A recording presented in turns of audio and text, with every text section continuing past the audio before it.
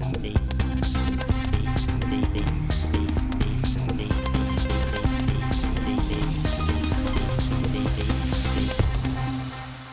les attachait sur un poteau, et puis on te suspend comme un drapeau à l'air comme ça, et puis on te déshabille. Il y a des personnes qui viennent pour te frapper au niveau des pieds.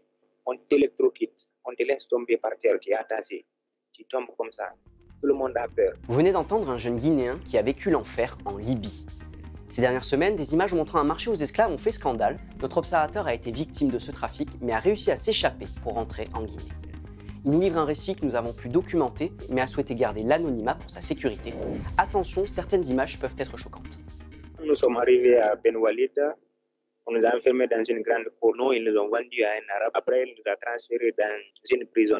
Ils nous ont obligés à faire des travaux, laver leur maison, juste pour qu'on puisse avoir à manger. Ils ne payaient pas ni rien. C'était un ami, on était ensemble là-bas. Il avait essayé de s'échapper une fois, il n'a pas réussi. Lui, on l'a battu à mort. Il a rendu l'âme auprès de moi. Le corps là est resté là-bas pendant 3 jours. Il nous a demandé de jeter le cadavre là où on jette les ordures. Quand je suis rentré ce jour-là, je n'ai pas fermé l'œil. Pour la première fois, quand ils m'ont donné l'appareil pour appeler à mes parents, j'avais l'arme sur ma tête. D'autres ont péri là-bas, ceux qui n'avaient pas de parents pour envoyer de l'argent. Mais mes parents ont réussi à mobiliser l'argent ici pour envoyer ça là-bas. Quand tu es en train de parler avec ta famille, ils te frappent avec le fer. Ils te frappent, ils prennent le fusil, ils tirent à l'air pour que tes parents vont entendre les cris là, puis on vous électrocute encore. Une fois que tu pleures là-bas, tes parents vont s'inquiéter, ils vont crier. Je suis retourné chez moi. Même moi, je ne voulais pas me retourner dans mon pays. C'est les parents qui m'ont obligé. Ils disaient toujours, moi, je ne vais jamais me retourner parce que je sais ce que j'ai laissé derrière moi, la situation de la famille, la misère qui se trouve ici. Moi, je rêve de poursuivre mes études là-bas. Il y a d'autres personnes là-bas qui veulent rentrer chez eux, mais ils n'ont pas la solution pour se retourner. Ils n'ont pas d'argent, ni rien, ni de contact qui peut les aider à rentrer chez eux.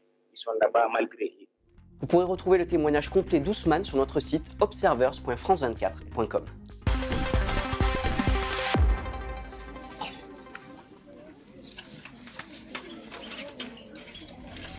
Des écoles trop petites, des classes surchargées et des élèves qui font parfois cours dehors. Dans certaines écoles rurales du Bénin, les conditions d'éducation sont parfois déplorables. Ces images ont été prises par notre observateur Arsène Donouville, qui a visité plusieurs villages du département des Collines dans le centre du pays.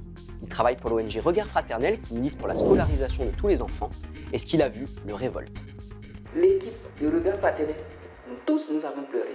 C'était difficile, dur pour nous de voir ces enfants dans ces conditions.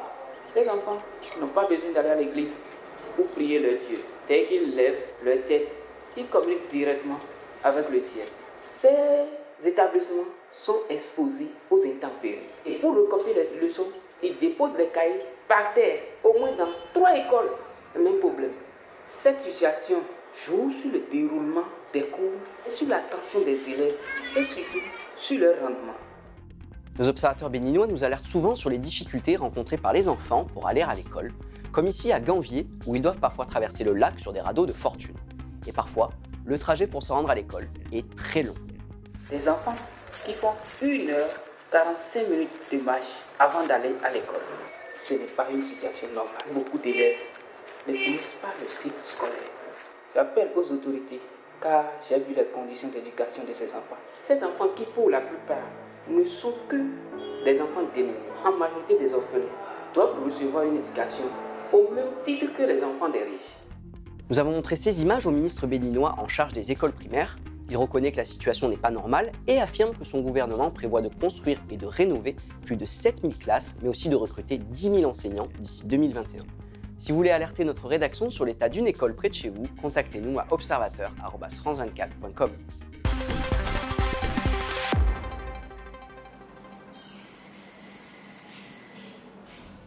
Au Mali, seulement 15% des personnes ont un accès permanent à l'électricité dans les zones rurales. Mais c'est aussi le pays où l'ensoleillement est le plus élevé, entre 8 à 10 heures par jour. Alors pourquoi ne pas miser sur l'énergie solaire? C'est le pari qu'a fait Chérif Haïdara, un Malien vivant en France, qui a lancé une initiative pour fabriquer des lampes solaires réalisées à partir d'objets recyclés. Je vais vous présenter l'un de nos produits qui est composé de peaux de confiture. On récupère du bois au Mali par des chutes en fait. On a la partie composante électronique avec un circuit imprimé avec un panneau photovoltaïque et tout ça lorsque vous l'assemblez en fait, voilà. Donc vous voyez ça donne ce produit là, c'est la Zulu lampe en fait. Donc notre produit, en fait, vraiment, c'est à la fois écologique, mais aussi ça répond à un problème qui est l'accès à l'électricité dans nos pays.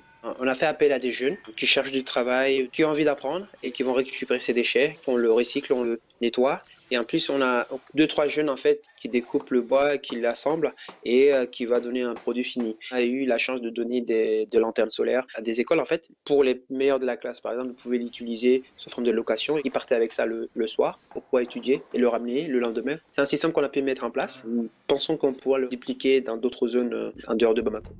En 18 mois, l'entreprise Africa Solar a vendu un peu plus de 600 lampes et a récemment lancé une campagne de levée de fonds sur Internet. Car le projet se veut participatif, mais surtout intergénérationnel entre la France et le Mali. On travaille avec des jeunes, mais aussi avec des personnes âgées qui sont à la retraite aujourd'hui, qui n'ont rien à se prouver, mais qui ont une passion pour l'Afrique. Du coup, ils donnent leur savoir-faire pour pouvoir réaliser ces types de produits. Aujourd'hui, en fait, on cherche toujours des retraités bénévoles, qui soient français ou maliens, qui souhaitent développer cette activité. Pour aller plus loin, nous aimerions en fait arriver à trouver des stations d'essence où on peut mettre des dépôts-ventes de nos produits pour pouvoir couvrir un maximum de zones du Mali. Voulez-vous aussi être un observateur? Tous nos contacts s'affichent à l'écran. Je remercie enfin le Mobotel qui nous accueille dans ce locaux à Saint-Ouen et je vous dis à très vite pour la prochaine émission des Observateurs de France 24.